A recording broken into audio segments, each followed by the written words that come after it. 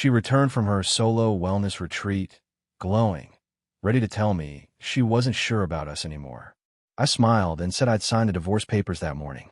Her face went white when I added, "Say hi to Garrett for me." "Oh, and I bought his swim club yesterday. My name is Leonard Bishop, Leo to everyone who matters. I'm 52 years old, and until 3 weeks ago, I thought I had a pretty solid handle on my life. General manager of a manufacturing plant outside Detroit, married 23 years to a woman I met at a community college art class, father to 2 kids. Well, one adopted, one biological. At least, that's what I believed. The door opened at 3:47 in the afternoon. I wasn't supposed to be home. Caroline had texted me her flight was delayed, giving her an extra 4 hours. But I'd left work early. Call it intuition. Call it 23 years of reading the same person's patterns. I sat in my armchair, the one she always said clashed with the living room aesthetic, newspaper folded on my lap like some character from an old movie. She walked in pulling her suitcase, skin tanned in a way that didn't match the Arizona spa story. Her smile faltered when she saw me. Not guilt. Surprise. Like she'd rehearsed a different entrance. "Leo," Caroline said, setting her bag down slowly. "I didn't expect you home yet. Flight got delayed, you said. Thought I'd be here when you arrived." I kept my voice even, almost pleasant. 23 years teaches you how to control your tone. She moved to the kitchen, poured herself water from the filtered pitcher. Her hands were steady. Mine were too. That's what months of preparation does. It steadies you.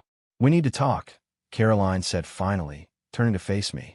She leaned against the counter, arms crossed. The posture of someone about to deliver news they think will hurt you. "I've been doing a lot of thinking on this trip." "I bet you have." I stood, walked to the window. Our neighborhood looked the same as it always did. Quiet. Suburban. The kind of place where people mow their lawns on Saturday and wave to neighbors. The kind of place where you think betrayal happened somewhere else. "Leo, I'm not sure about us anymore." There it was. The line she'd probably practiced in the mirror at whatever hotel she'd actually stayed at. I turned to face her, and I smiled. Not a big smile. Just enough. "That's interesting," I said calmly, "because I signed the divorce papers earlier today. They'll be served tomorrow morning. Say hi to Garrett Phillips for me." The color drained from her face faster than I'd imagined it would. Her mouth opened, closed, opened again. No sound came out. Just the look of someone whose entire script just got thrown out. "What?" The word came out as barely a whisper. "Garrett," I repeated, still smiling. "Your swim coach. The one you've been seeing for the past 14 months. The one you just spent 2 weeks with in Scottsdale. Not Arizona Wellness Resort territory, but Scottsdale. Different place entirely." Caroline's hand gripped the counter edge. "How did you?" "No." I finished for her. "That's a longer conversation. But here's the short version. I've known for a while. And unlike you, I don't make decisions based on feelings. I make them based on facts, documentation, evidence." I walked past her toward the study, where everything waited. The folders, the timeline, the proof that would dismantle whatever story she thought she could tell. "Your bags are already packed," I said over my shoulder. "Well, repacked. Everything you own is in storage unit 237 on Mitchell Road. Climate controlled. Paid through December. The keys on the hallway table." Behind me, I heard her breath hitch. Not crying yet. Still processing. Still trying to find the angle, the leverage, the way back into control. She wouldn't find it. I'd already removed every avenue 3 months ago. People always ask when you know. Like there's a specific moment when the switch flips and you go from trusting to suspecting. For me, it wasn't one moment. It was a pattern. A series of small things that added up to something impossible to ignore. It started about 16 months ago. Caroline joined the swim club, said she wanted to get back in shape, feel good about herself again. I supported it. Why wouldn't I? We'd been married long enough that I knew she needed her own things, her own space. I had the plant. She had her graphic design partnership with 2 other women. We had the kids. Life was full. Then the late nights started. Not at the office. At the pool. Extra laps, she'd say. "Garrett's helping me work on my technique." Garrett Phillips. 55 years old, divorced 3 years prior. Head coach and facility director at the club. Former college swimmer. The kind of guy who still had the build at his age. The kind women noticed. I met him twice. Once at a club social event Caroline dragged me to. He was charming, professional, gave me a firm handshake, and talked about water resistance and stroke efficiency. The second time was at a parent-student swim meet where our daughter Lily was competing. He didn't know I was there. I watched him lean in close to Caroline, his hand resting on her lower back just a second too long. She laughed at something he said, touched his arm. That's when I started paying attention. I checked our credit card statements. Nothing obvious at first. Then I noticed the pattern. Charges at restaurants I'd never been to. Always on nights. She said she was working late at the design studio. A hotel in Ann Arbor. She told me she was at a design conference that weekend. I called the conference organizers. No record of her registration. I didn't confront her. Not yet. Instead, I did what I do best. I gathered data. I documented everything. Dates, times, locations, amounts. I created a spreadsheet, color-coded and cross-referenced. My plant runs on systems and processes. Turns out, so does building a divorce case. The real breakthrough came from our son Jordan. He's 18 now, adopted when he was 6 months old after Caroline and I spent 5 years trying to conceive. He's a good kid, smart, observant. He came to me one evening, phone in hand, face troubled. "Dad," Jordan said quietly, closing my study door behind him. "I need to show you something. It's about Mom." He handed me his phone. Text messages. Caroline's messages, synced to the family iPad he'd been using for homework. She'd forgotten to turn off the sync feature. The messages were someone saved as G in her contacts. "Can't wait to see you tomorrow. Doug's at the Jacksonville site until Friday. Last night was incredible. I've never felt this way with him. I think I'm falling for you. This is getting complicated." I read them all. Jordan stood there, arms crossed, looking older than 18, looking like a man who just lost something. "How long have you known?" I asked him, handing back the phone. "Couple months," Jordan said. "I wasn't sure if I should tell you. I kept hoping it would just stop." I pulled my son into a hug. "You did the right thing. Thank you." That night, I called my attorney. My attorney's name is Richard Kovacs. We'd worked together years ago when I bought out a former partner at the manufacturing plant. He didn't ask questions when I called him at 7 in the morning, just told me to come by his office at noon. "What are we looking at?" Richard asked, pouring coffee into 2 mugs with his firm's logo on them. I opened my laptop and showed him the spreadsheet. 16 months of documented evidence. Credit card charges, text messages Jordan had screenshotted, calendar inconsistencies. Richard scrolled through it all, his expression unchanged. "Lawyers have good poker faces. This is solid," he said finally. "But we need more. Text messages can be explained away. We need photographs, witnesses, something concrete that puts them together in a compromising situation. What do you suggest?" "Hire a private investigator," Richard said. "Someone who knows what they're doing. I have a guy, former police detective. Does this kind of work exclusively now. His name's Vincent Torres." I met Vincent 2 days later at a diner off a 94. He was in his late 50s, gray hair, the kind of face that blended into crowds. He ordered black coffee and listened while I laid out everything I knew. "Your wife's pattern is predictable," Vincent said, pulling out a small notebook. "That makes my job easier. When's her next trip?" I checked my phone. Caroline had mentioned something about a design conference in Chicago next weekend. 3 days, Thursday through Saturday. "Next Thursday," I said. "She's supposedly going to Chicago for work." "Supposedly," Vincent repeated, writing something down. "Give me the details. Hotel, conference name, everything she told you." I did. Vincent made notes, asked about Garrett Phillips, got his schedule from the swim club website. Then he leaned back and gave me a look I'd seen before on the plant floor when a supervisor knew something the worker didn't. "Mr. Bishop, I'll be straight with you. In 90% of these cases, what you think is happening is exactly what's happening. The other 10%, there's a reasonable explanation. Based on what you've shown me, we're not in the 10%. "I know," I said. "The question is, what do you want to do with the information once we have it?" I thought about Jordan's face when he showed me those messages. I thought about Lily, our 14-year-old daughter, who still believed her parents loved each other. I thought about 23 years of marriage, of building a life together, of all the moments that had felt real. Then I thought about Caroline laughing with Garrett Phillips, her hand on his arm, the way she'd looked at him like I hadn't existed. "I want documentation that will hold up in court," I said. "I want to make sure when this goes to divorce proceedings, There's no ambiguity about what happened. And I want to know if there's anything else I'm missing. Vincent nodded. I'll start surveillance tomorrow. You'll have photos within a week. He was wrong. I had them in 4 days. The photos arrived via encrypted email. Vincent had followed Caroline to what she called her Chicago conference.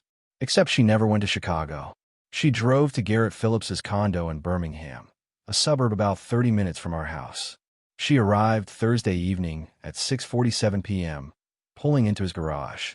Vincent's photos showed her leaving the car, overnight bag in hand. Garrett greeting her at the door. An embrace. A kiss that wasn't friendly or casual.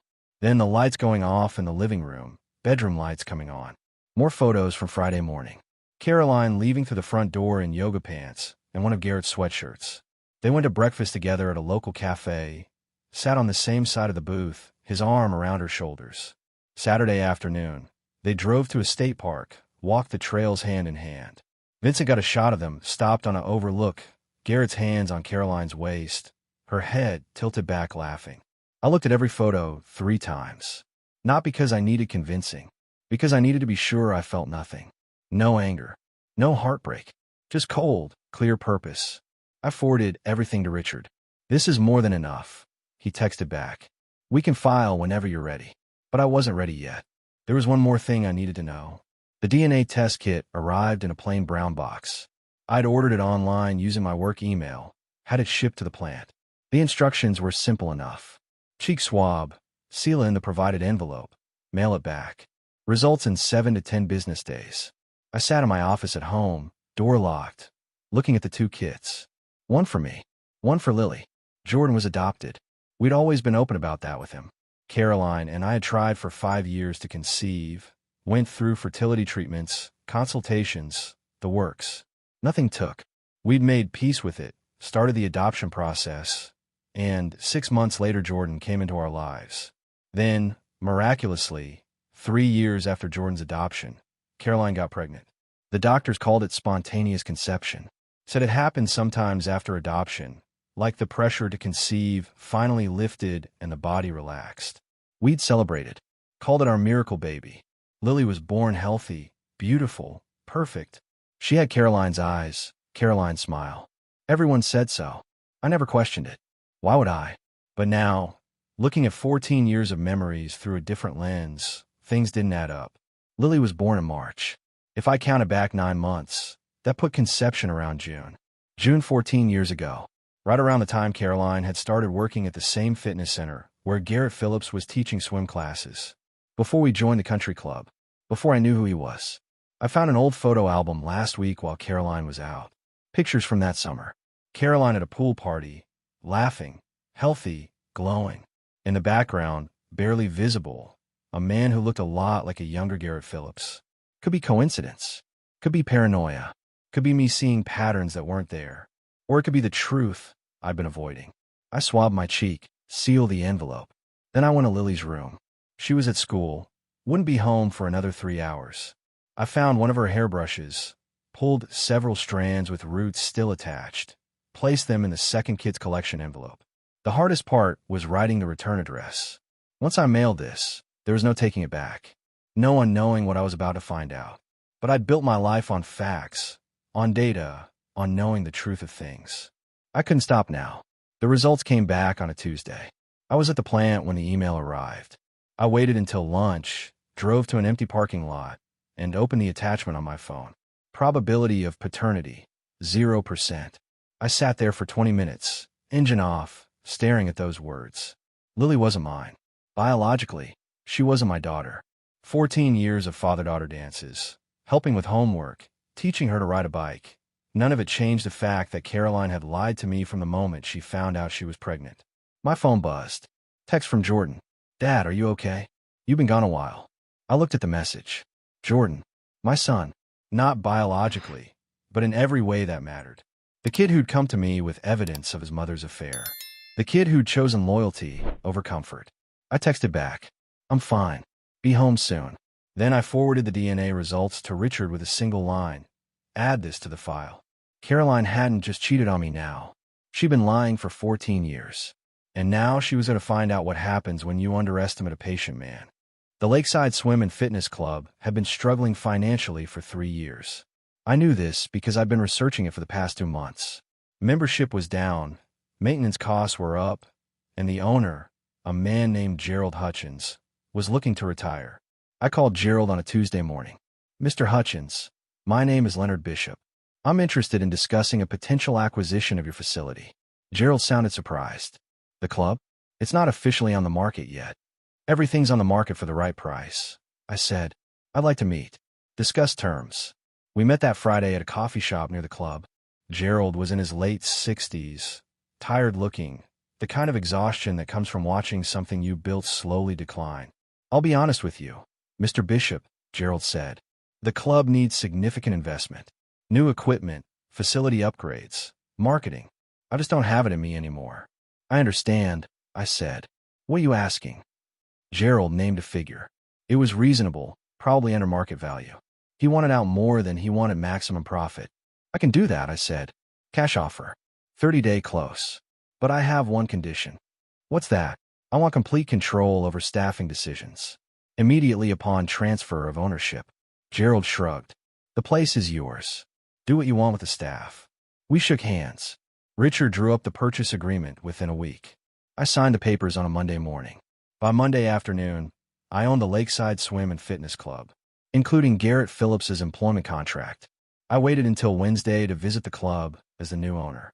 I walked in at 10 a.m., right when I knew Garrett would be finishing his morning training session. He was in the pool area, standing on the deck with a clipboard, watching a teenager practice butterfly stroke. "Garrett Phillips," I said, walking up behind him. He turned, smiled a professional smile. Didn't recognize me at first. Why would he? We'd only met twice, briefly, years apart. "Can I help you?" Garrett asked. "I'm Leonard Bishop, the new owner. I wanted to introduce myself to the senior staff." His smile widened. He extended his hand. "Great to meet you, Mr. Bishop. Welcome aboard. I'm the aquatics director and head coach. Been here 11 years. I didn't shake his hand. I pulled a folder from under my arm and handed it to him instead. "This is your termination notice. Effective immediately. You're being dismissed for violation of club conduct policies and professional ethics standards." The smile vanished. "What? You can't just..." "I can," I said calmly. "I own the club now. Your contract has a morality clause. Section 14, subsection C. Engaging in relationships with club members that create conflicts of interest or damage the club's reputation. I have documented evidence of your relationship with a married club member. Multiple married members, actually." Garrett's face went pale. "I don't know what you're talking about." I opened the folder in his hands. Photos. Him and Caroline at his condo. Him and 2 other women I'd had Vincent investigate. All married. All club members. "These will be distributed to the membership board," I said, "along with a formal complaint to the Regional Swim Coaching Association. I believe they take professional conduct violations seriously." "This is because of Caroline," Garrett said, his voice dropping. "You're her husband." "I was her husband," I corrected. "Now I'm the man who owns your workplace. You have 30 minutes to clear out your office.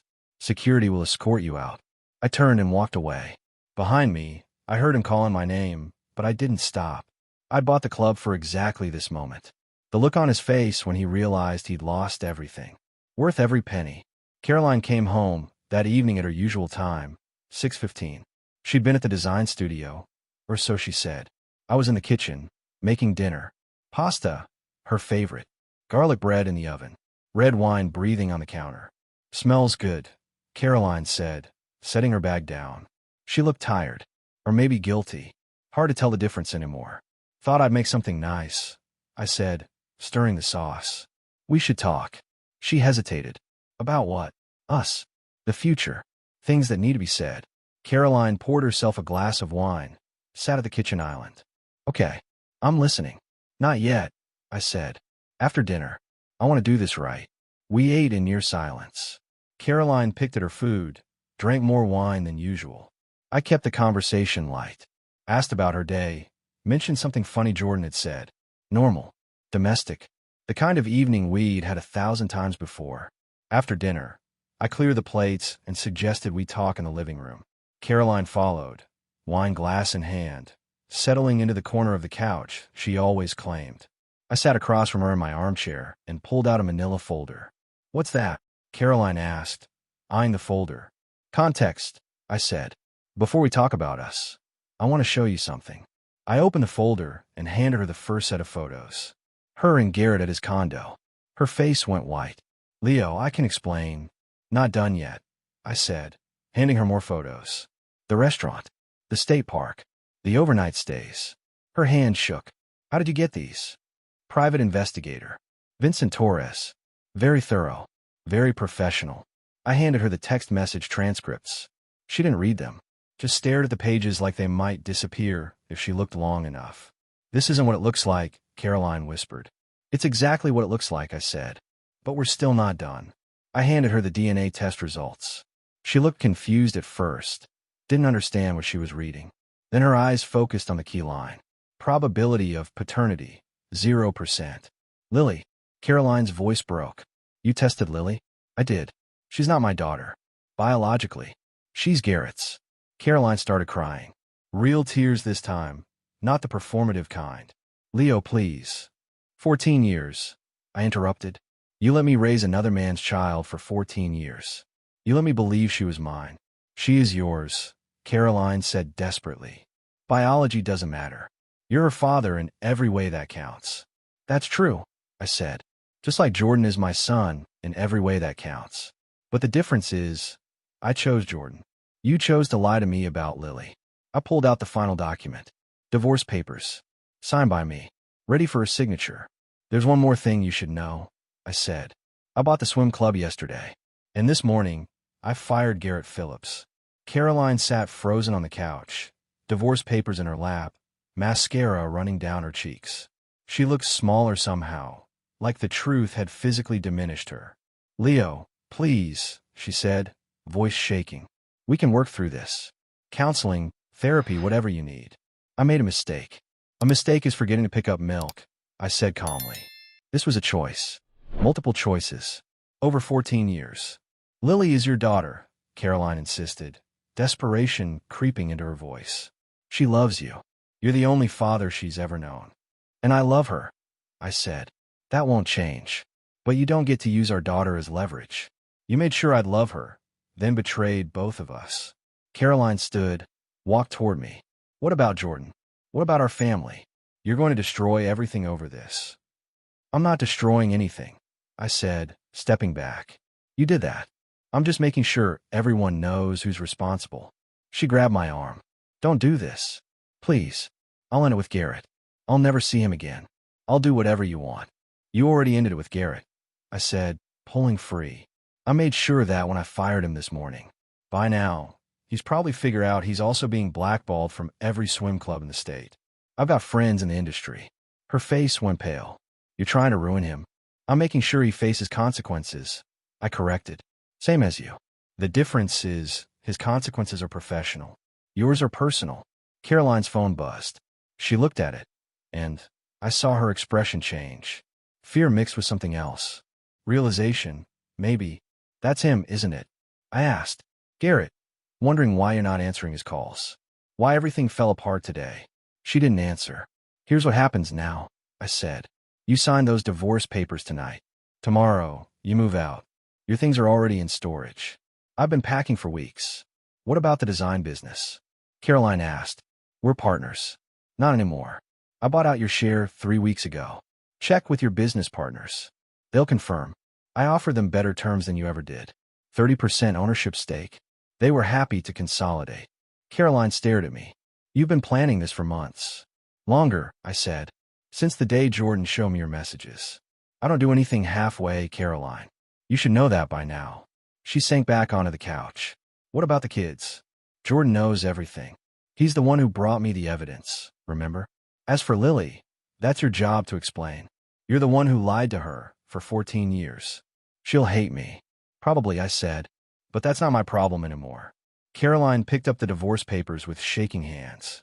You've thought of everything, haven't you? I tried to, I said. Did I miss anything? She looked up at me.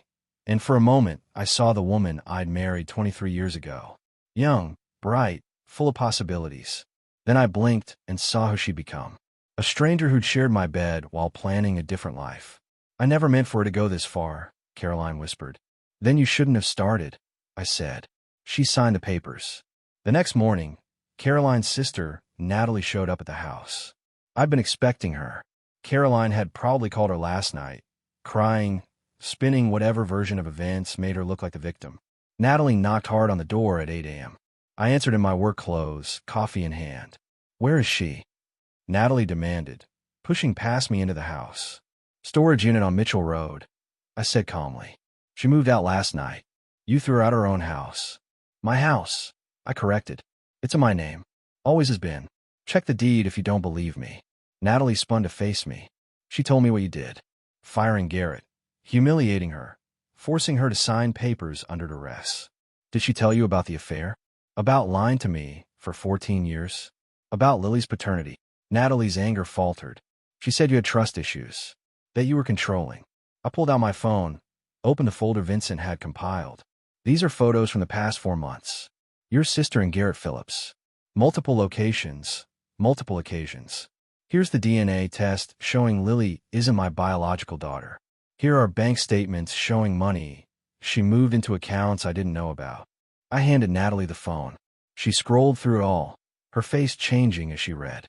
She told me you were paranoid, Natalie said quietly. I was thorough, I said. There's a difference. Natalie handed back the phone. What happens now? She lives with the consequences of her choices. I move forward with mine. And the kids. Jordan's with me. He's 18, legally an adult, and he chose to stay. Lily is still deciding. She knows the truth now. Caroline told her last night. How did Lily take it? About as well as you'd expect when you find out your entire life is based on a lie. Natalie looked around the house, at the spaces where Caroline's things used to be. She really thought you'd never find out. Most cheaters do, I said. They think they're smarter than everyone else. More careful, better at hiding it. But everyone makes mistakes eventually. Do you hate her? Natalie asked. I thought about it. Genuinely considered the question. No, I said finally. I don't hate her. I just don't trust her, don't respect her, and don't want her in my life anymore. Hate requires more energy than she's worth. Natalie nodded slowly. For what it's worth, I'm sorry. If I'd known. You didn't know, I interrupted. Or you suspected. You've been covering for her for months, haven't you? The alibis, the excuses. She didn't deny it. That's fine, I said. Everyone makes choices. You chose your sister. I chose the truth. We'll both live with it. After Natalie left, I sat in a quiet house and realized something. For the first time in 16 months, I felt calm. Not happy. Not vindicated. Just calm. The chess match was over. I'd won. Not because I was smarter or better, but because I'd been patient. Because I'd documented everything, prepared for every contingency, and never let emotion override strategy. Jordan came downstairs, backpack over his shoulder. Heading to class? I asked. Yeah. You okay, Dad? I'm fine, I said. And I meant it. The week after Caroline moved out, I sat down at my desk and started writing. 10 letters. Each one sealed in a separate envelope. Each one addressed to my children for specific moments in their futures. The first letter was for Jordan, to be opened on his college graduation day. I wrote about loyalty, about the courage it took to bring me the truth, even when it hurt. I wrote about how blood doesn't make family, choices do. How he'd been my son from the moment we brought him home, and nothing would ever change that. The second letter was for Lily, for her 18th birthday. I wrote carefully, knowing she'd read it with the knowledge of her true paternity. I explained that I'd loved her from her first breath, that discovering she wasn't biologically mine hadn't changed a single thing about how I felt. That being a father was about showing up, not genetics. I wrote letters for their wedding days, for when they became parents themselves, for moments when they'd need perspective on what happened to our family. I wrote about forgiveness, not for Caroline's sake, but for theirs, about not letting bitterness poison their futures. Each letter was dated, notarized, and placed in a safety deposit box with instructions from my attorney to distribute them at the appropriate times. Jordan found me sealing the last envelope. What are you doing? He asked, leaning against the doorframe. Insurance, I said, making sure you and Lily know the full story, even years from now when memories fade. Jordan walked over, picked up one of the sealed envelopes addressed to him.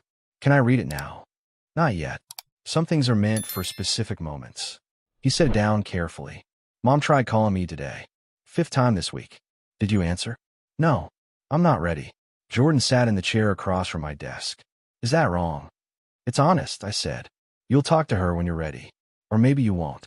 Either way, that's your choice to make. Lily answered. Jordan said.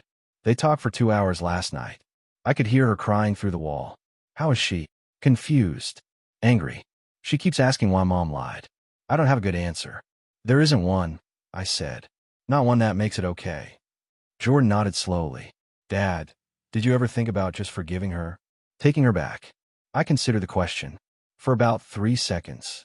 Then I remembered that forgiveness doesn't mean accepting ongoing betrayal. I can forgive her for being human and making mistakes. I can't forget 14 years of lies. Good, Jordan said. Because you deserve better. I looked at my son, this young man who'd chosen integrity over comfort, and felt something settle in my chest. Not happiness exactly. Something quieter. Peace, maybe. So do you, I said. 8 months later, I stood in the parking lot of Lakeside Swim and Fitness Club, watching contractors install the new sign. The facility had undergone major renovations, new equipment, fresh paint, updated locker rooms. Membership was up 30%. Jordan pulled into the lot in his used Honda, home from his first semester at Michigan State. He'd grown a beard, looked older somehow. Place looks good, Dad, he said, surveying the renovations. It's coming together. Want to see the new pool area? We walked through the facility. I introduced Jordan to the new aquatics director, a woman named Sarah Harrison, with 15 years of coaching experience and impeccable references. She was professional, skilled, and had no interest in sleeping with married club members. You really turned this place around, Jordan said as we grabbed coffee in the club cafe. Needed something to focus on, I admitted. Keeping busy helped. How's Lily doing? Better. She's in therapy, working through everything. She talks to your mother now. Short conversations, but it's progress. And you? You talk to Mom. Through lawyers only. The divorce was finalized last month. Clean break, no alimony. She got a fair settlement and walked away. Jordan stirred his coffee. Heard Garrett moved to Arizona. Someone from the old club told me. Texas, actually. Took a job at a small gym in Austin. Teaches water aerobics to seniors. I smiled slightly. Quite a step down from head coach. Good, Jordan said. He deserved worse. We sat in comfortable silence, watching through the windows as swimmers did laps in the renovated pool. I've been thinking about what you said. Jordan finally spoke. About family being about choices, not biology. Yeah. I want to make it official. Legal name change. Jordan Bishop. No hyphen. No connection to her maiden name. Just Bishop. Your name. I felt my throat tighten. You sure? Never been more sure of anything. You're my dad. Only one I've ever needed. I reached across the table, gripped his shoulder. I'd be honored. Jordan smiled. Also, I'm bringing someone home for Christmas. Her name's Rachel. Met her in my economics class. Thought you should know. Looking forward to meeting her. As Jordan left to meet friends, I stayed in the cafe, watching the club's activity. Families swimming together, kids taking lessons, adults working out. Normal life continuing despite everything that had happened. My phone buzzed. Text from Lily. Dad, can we get dinner this week? Just us. I want to talk. I typed back. Absolutely. Pick the place. 3 dots appear then. Love you, Dad. Love you too, sweetheart. I looked at the message for a long moment, then put my phone away and walked back through the club. My club. My business. My fresh start. Caroline had wanted space, wanted clarity, wanted to find herself in someone else's arms. She'd gotten clarity all right, just not the kind she expected. Me? I'd gotten something better. I'd gotten the truth. I'd gotten my dignity. I'd gotten my kids' respect. And I'd learned that sometimes the strongest thing a man can do isn't fight back with anger. It's plan carefully, document thoroughly, and let the truth speak for itself. As I locked up the club that evening, I realized I didn't think about Caroline anymore. Didn't wonder what she was doing, who she was with, whether she regretted her choices. I'd moved on. Completely. Finally. And that, more than anything else, felt like victory.